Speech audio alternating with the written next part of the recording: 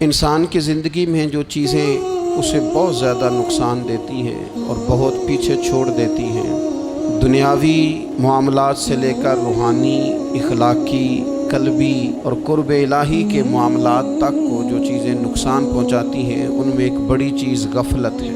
ایک لفظ ہوتا ہے جو ہمیں اکثر سننے کو ملتا ہے کہ آپ کی توجہ نہیں ہے۔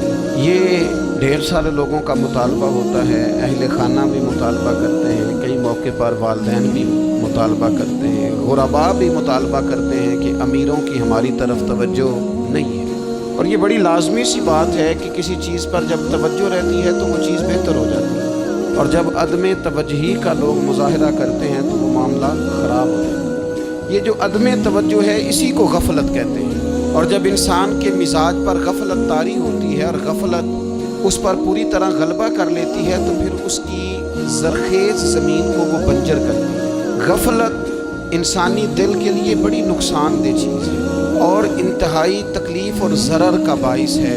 دلوں پر جو قحط نازل ہوتا ہے، قحط، ویران ہو جاتے ہیں دل، اور جو دلوں پر خشکی نازل ہوتی ہے کہ طبیعتیں خشک ہو جاتی ہیں، یہ غفلت کی وجہ سے ہوتی ہے۔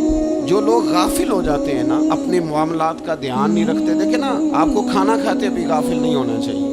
اگر کھانا بھی غیر معتدل کھا لیا جائے تو وہ انسان کی طبیعت کے لیے باعث ضرر بن جاتا ہے، نقصان کا باعث بنتا ہے۔ بات کرتے ہوئے بھی غافل نہیں ہونا چاہیے، کئی دفعہ جملے ایسے نکل جاتے ہیں جو انسان کے لیے پھر شرمندگی کا باعث بنتے ہیں۔ انسان کو غافل ہو کر کوئی کام نہیں کرنا چاہیے، غافل ہو کر، مدہوش اور بے ہوش ہو کر نہیں۔ غفلت دل کو ویران کرتی ہے، طبیعت میں خشکی لاتی ہے۔ غافل کبھی نہ بنے۔ قرآن مجید فرقان حمید نے ارشاد فرمایا کہ اقترب للناس حسابهم، فرمایا لوگوں کے حساب کا وقت قریب آ گیا، وهم فی غفلۃ معرضون، اور وہ ابھی بھی غفلت میں منہ پھیرے ہوئے ہیں۔ ٹائم آ گیا حساب دینے کا لیکن وہ ابھی بھی غافل ہیں۔ ہمارے جو زیادہ تر نقصان زندگی میں ہوئے ہیں وہ صرف ہماری غفلت کی وجہ سے۔ ہم نے چیزوں پر توجہ نہیں دی، چیزیں گڑبڑ ہو گئیں۔ جس آدمی نے پھول لگائے ہوں، پھل لگائے ہوں، کھیتی لگائی ہو، وہ دانہ ڈال کے پانی دے کے فارغ نہیں ہو سکتا، اسے توجہ کرنی پڑتی ہے۔ اور کسی نے کہا تھا مالی جیندے ہون تو پھر بوٹے سوکھدے نہیں، اگر موجود ہونا ان کو سینچنے والا، رکھوالی کرنے والا، تو پھر ان کی جڑیں کبھی خشک نہیں ہوا کرتی۔ ہماری جو غفلتیں یہ بڑی ضرر کا باعث ہیں، نقصان کا باعث، اور مجبوری معاف ہوتی ہے، غفلت معاف نہیں ہوتی۔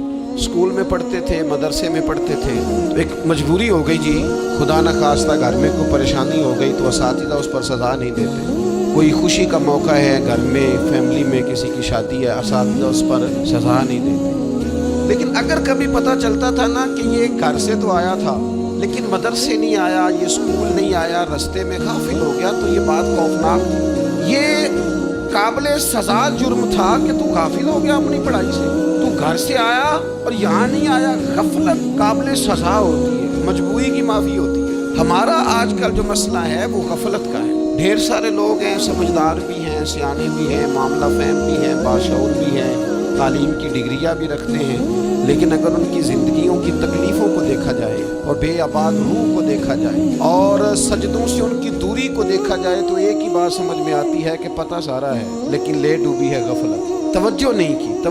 لائق بچہ بھی نالائق ترین زندگی گزارتا ہے، اس لیے کہ اس کے لائق ہونے کے ساتھ ساتھ اس کا توجہ کرنا بھی تو ضروری ہے نا۔ نرے لائق کا کیا فائدہ اگر وہ محنتی نہیں، اگر وہ توجہ ہی نہیں کرتا، اپنا سبق دھیان سے سنتا پڑھتا ہی نہیں، جتنا مرضی لائق وہ پیچھے رہ جائے گا۔ اور کئی نالائق ہوتے ہیں، رٹا لگا کے پاس ہوتے ہیں، پر چلو رٹا تو لگاتے ہیں نا، محنت تو کرتے ہیں نا، جدوجہد تو کرتے ہیں۔ کئی نالائق جدوجہد کے باعث آگے گزر جاتے ہیں اور کوئی اسی چکر میں رہ جاتے ہیں، میں بڑا لائق ہوں، کل پڑھ لوں گا، پرسوں پڑھ لوں گا، ہفتہ تیاری کر کے پاس ہو جاؤں گا۔ اپنی زندگی سے غفلت کا پردہ اٹھائیں، اور غفلت اس کے لیے فیصلہ کرنے کی ضرورت ہوتی ہے، پلاننگ کرنے کی نہیں، فیصلہ کرنے کی ضرورت ہوتی ہے کہ میں نے اب غفلت کرنی۔ ہم نہ جب بھی کوئی پروگرام بناتے ہیں تو منصوبہ بندی شروع کر دیں، منصوبہ بندی نہ کریں، فیصلہ کریں، کہیں کہ میں نے غافل نہیں ہونا۔